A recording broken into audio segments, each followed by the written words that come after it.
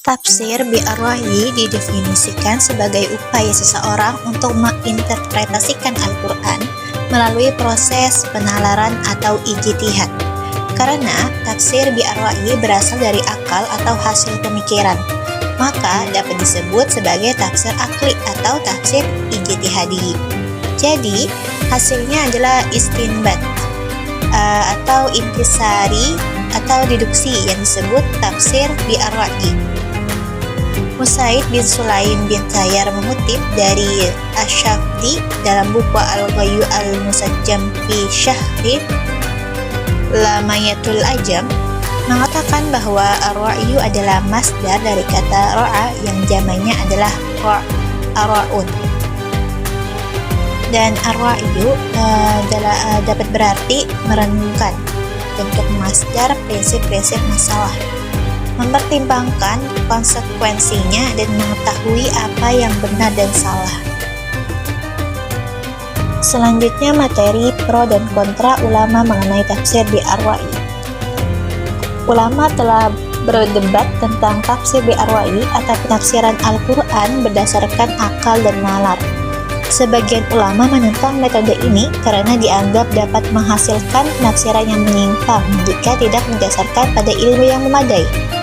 Mereka berpendapat bahwa menafsirkan Al-Quran hanya berdasarkan dugaan atau tanpa landasan ilmu yang kuat dapat menghasilkan pemahaman yang salah. Jadi, para ulama menetapkan syarat yang sangat ketat untuk menjadi mufassir. Sebagaimana yang dikutip oleh Tamim Usama menyebutkan beberapa syarat yang dipenuhi oleh seseorang sebelum menafsirkan Al-Quran. Yang pertama itu pengetahuan bahasa Arab dan kaidah-kaidah bahasa dan morfologi. Yang kedua itu ilmu retorika. Yang ketiga ilmu ushul al-fiqih. Yang keempat ilmu asbab al-nuzul. Yang kelima ilmu nasyikh wa al-mansyukh. Yang keenam ilmu qiraah Al-Quran. Yang terakhir yang ketujuh ilmu al-muhibbah. Sekarang masuk ke wilayah ijtihad dalam tafsir bi-ar-ra'yi. Apa itu wilayah ijtihad dalam tafsir bi-ar-ra'yi? Yaitu merujuk pada ruang lingkup di mana seorang mufassir dapat menggunakan akal atau ra'yu untuk menafsirkan Al-Quran. Ijtihad dalam konteks ini adalah upaya serius untuk memahami ayat-ayat Al-Quran dengan memanfaatkan nalar, logika, dan pengetahuan yang dimiliki. Salah satu wilayah ijtihad dalam tafsir bi-ar-ra'yi adalah penafsiran ayat-ayat mutasyabihat, yaitu ayat yang maknanya tidak jelas atau memiliki banyak kemungkinan penafsiran. Setelah wilayah tafsir bi-ar-ra'yi tadi, sekarang kita masuk tafsir bi-ar-ra'yi al-mahmud dan al-mazmum. Apa itu tafsir al-mahmud dan tafsir al-mazmum? Tafsir bi-ar-ra'yi al-mahmud adalah penafsiran Al-Quran yang menggunakan akal secara proporsional dan sesuai dengan kaidah-kaidah yang telah ditetapkan dalam ilmu tafsir.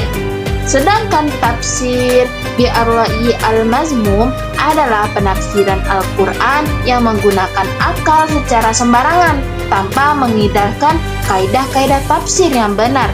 Secara singkatnya, tafsir al-mazmum dan al-mahmud ini, tafsir al-mahmud adalah penafsiran yang baik dan benar, sedangkan tafsir al-mazmum ini adalah penafsiran yang tidak baik. Baik, selanjutnya di sini ada contoh kitab-kitab tafsir dan contoh-contoh penafsirannya. Yang pertama ada kitab Tafsir Al-Jalalain yang dimana pengarangnya oleh Jalaluddin Al-Mahalli dan Jalaluddin As-Sayuti. Contoh penafsirannya ada di surah Al-Fatihah ayat 1 yang berbunyi Bismillahirrahmanirrahim, dimana ayat ini dengan basmalah yang merupakan ungkapan permulaan yang baik dan menunjukkan bahwa segala sesuatu yang dimulai dengan nama Allah kata Ar-Rahman dan Ar-Rahim menunjukkan sifat Allah yang Maha Pengasih, Maha Penyayang, baik di dunia maupun di akhirat.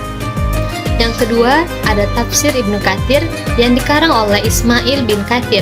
Contoh penafsirannya ada di surah Al-Baqarah ayat 255 yang berbunyi Allahu la ilaha illa huwal hayyul qayyum.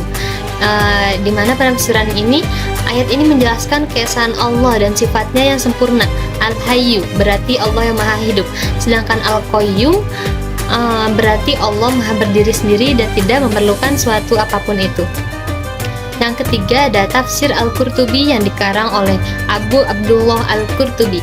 Contoh penafsirannya ada di surah Al-Ikhlas ayat 1 yang berbunyi Qul huwallahu ahad. Nah, ayat penafsiran ini menegaskan keesaan Allah bahwa tidak ada yang serupa dengannya dan tidak ada sekutu baginya. Ini adalah penegasan tauhid murni. Yang keempat ada tafsir Fi Zalalil Quran yang dikarang oleh Sayyid Qutbi. Contoh penafsirannya ada di surah Al-Ashr ayat 1 sampai ayat 3 yang berbunyi wal 'asri innal insana lafi khusrin illa alladziina aamanu wa 'amilus shalihati wa tawassaw bil haqqi wa tawassaw bis sabr. Yang dimana penafsiran ini menjelaskan bahwa surat ini mengingatkan manusia tentang pentingnya waktu dan bahwa hanya dengan imam, amal soleh, saling menasihati dalam kebenaran dan kesabaran manusia dapat terhindar dari kerugian. Dan yang terakhir ada tafsir Al-Misbah yang dikarang oleh Quraisy Shihab. Contoh penafsirannya ada di surah An-Nisa ayat pertama yang berbunyi Ya ayyuhan nasu taqu rabbakumul ladzi khalaqakum min nafsin wahidatin wa khalaqa minha zawjaha wa batha minhuma rijalan katsiran wa nisaa. Nah, contoh penafsiran ini yaitu menjelaskan bahwa ayat ini mengingatkan manusia akan asal-usul mereka yang sama, sehingga tidak ada alasan untuk merasa lebih tinggi atau merendahkan orang lain. Ini juga menekankan pentingnya takwa kepada Allah. Akan tetapi, setiap kitab tafsir memiliki metode dan pendekatan yang berbeda dalam menafsirkan ayat-ayat Al-Quran. Beberapa tafsir lebih fokus pada aspek bahasa dan sastra, sementara yang lain lebih menekankan pada aspek hukum, filsafat, atau spiritual. Pemilihan tafsir yang tepat dapat membantu memahami Al-Quran dengan lebih mendalam sesuai dengan kebutuhan dan konteks yang dihadapi.